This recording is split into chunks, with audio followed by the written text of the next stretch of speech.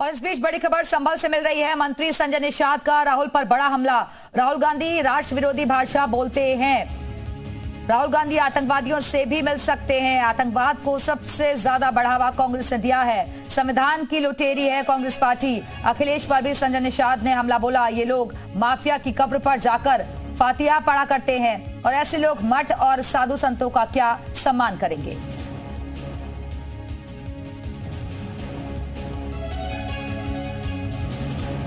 लेकिन राहुल गांधी की जो आज के दिन में भोली भाषा है, उनका मिलना जुलना है। वो जितने भी राष्ट्र विरोधी ताकतें हैं, समाज विरोधी, भारत विरोधी ताकतें हैं, उनके साथ अगर संबंध स्थापित कर रहे हैं तो आज नहीं तो कल आतंकवादियों के साथ भी मिलने की कोशिश करेंगे। और जो व्यक्ति माफियाओं के कब्रिस्तान पर जाके फातिहा पढ़ता हो, उससे क्या उम्मीद की जा सकती है? उससे मठ मंदिर के सम्मान की उम्मीद नहीं की सकती है। इसकी निंदा हम करें। और आज के दिन में केवल अखिलेश जी अपने मंगेश यादव के बने हुए कंधा मुसलमान किस तरीके, तो ये तो हमारे भारतीय जनता पार्टी एक एक व्यक्ति को कंधा बने हुए। अखिलेश यादव पर जोरदार हमला बोला है। उन्होंने कहा है कि राष्ट्र विरोधी भाषा बोलते हैं राहुल गांधी। आतंकवादियों से भी ये मिल सकते हैं। आतंकवाद को सबसे ज्यादा बढ़ावा कांग्रेस पार्टी ने ही दिया है। वहीं समाजवादी पार्टी पर भी उन्होंने निशाना साधा। उन्होंने कहा कि अपराधियों को संरक्षण देती है समाजवादी पार्टी। ये लोग माफिया की कब्र पर जाकर फातिहा पढ़ सकते हैं। ऐसे लोग मठ और साधु संतों का क्या सम्मान करेंगे। दरअसल पिछले दिनों अखिलेश यादव की तरफ से एक बयान दिया गया था साधु संतों और माफिया नाम का जिक्र करके। इस पर संतों में काफी नाराजगी भी नजर आई और अब संजय निषाद ने भी राहुल गांधी और अखिलेश यादव पर जोरदार हमला बोला है। तो संभल से बड़ी खबर है। मंत्री संजय निषाद का राहुल गांधी पर बड़ा हमला। राहुल गांधी को राष्ट्र विरोधी वो बता रहे हैं, भाषा बोलने वाले बता रहे हैं। आतंकवादियों से भी ये मिल सकते हैं। आतंकवाद को सबसे ज्यादा बढ़ावा कांग्रेस पार्टी ने ही दिया है। ये वो बड़ी बातें, ये बयान उनकी तरफ से दिया गया है। अखिलेश यादव पर भी उन्होंने जोरदार हमला बोला। उन्होंने कहा कि समाजवादी पार्टी अपराधियों को शह देती है, संरक्षण देती है, पीड़ितों के साथ नहीं खड़ी होती। ऐसे लोग मठ और साधु संतों का क्या सम्मान करेंगे।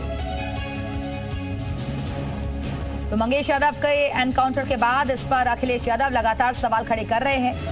हालांकि बीजेपी का कहना है कि पूरी जांच पड़ताल के तहत ही एनकाउंटर किया गया। अखिलेश यादव ने कहा था कि जाति देखकर निशाना बनाया जा रहा है।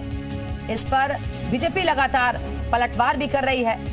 और अब संजय निषाद ने एक बार फिर से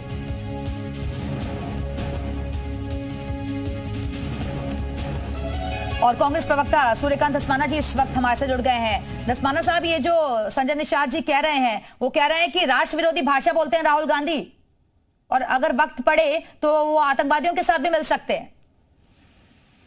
देखिए, असल में अब भारतीय जनता पार्टी की स्थिति ये हो गई है, 2024 के लोकसभा चुनाव के परिणामों के बाद इनका ऊपर से लेकर के नीचे तक का जो नेतृत्व है वो मानसिक संतुलन खो गया है। कोई राहुल गांधी की जीभ काटने की बात कर रहा है, कोई राहुल गांधी को कह रहा है कि तुम्हारी दादी की तरह तुम्हारी हत्या कर दी जाएगी। अब ये संजय निषाद जो भाषा इस्तेमाल कर रहे हैं, मतलब जिस परिवार ने देश के लिए इंदिरा गांधी जैसी नेता को खो दिया हो, उनका बलिदान हो गया हो, राजीव गांधी का बलिदान हो गया हो, जो ऐसी पार्टी की परंपरा के हैं जिन्होंने देश की आजादी के लिए मतलब जिनका कोई योगदान ही नहीं है, वो लोग ये बात कर रहे हैं कि राहुल गांधी के ऊपर इस प्रकार का घटिया आरोप लगाने। अब वो मानसिक संतुलन खो गया है, मानसिक दिवालियापन इनका हो गया है। नीचे से लेकर के ऊपर तक इस प्रकार की अनर्गल बातें भारतीय जनता पार्टी के लोग कर रहे हैं। अब क्या कर सकते हैं इनका तो अब जनता इलाज कर रही है। जनता ने उत्तराखंड में अभी मालूम है आपको, यहाँ पर बाई इलेक्शन हुआ, बद्रीनाथ धाम, जहाँ पर 99.9% लोग हमारे सनातनी हिंदू हैं, जो उत्तराखंड का सबसे पवित्र धाम, जो पूरे देश के चारों धामों में मोक्ष धाम कहलाया जाता है, वहां पर भारतीय जनता पार्टी ने जिस प्रकार की करारी हार हुई है। हरिद्वार, जहां मां गंगा बहती है, जहां हर की पौड़ी है, उस हरिद्वार में भारतीय जनता पार्टी की हार हुई है।